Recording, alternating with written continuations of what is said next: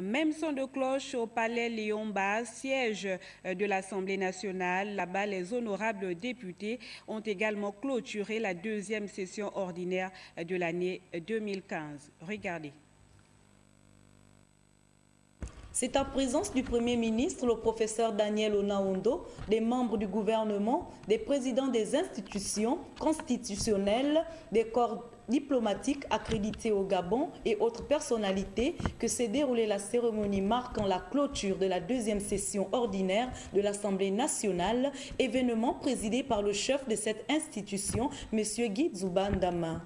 Dans son allocution circonstancielle, le patron de la représentation nationale est revenu sur les différentes missions parlementaires qui ont marqué la dite session, mais aussi sur les problèmes auxquels sont confrontés les pays africains. Occasion pour le président Zoubandama d'interpeller le gouvernement sur la nécessité de prendre des résolutions visant à l'amélioration des conditions de vie des populations. Le peuple africain veut vivre dans des pays où règne la paix, plutôt que dans des brasiers perpétuels.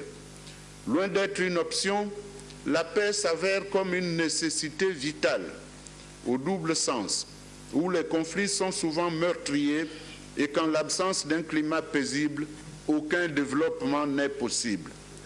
Par ailleurs, l'insuffisance alimentaire, sorte de maladie chronique du continent, est accentuée d'une part par les bouleversements climatiques et de l'autre par des taux de chômage particulièrement élevés.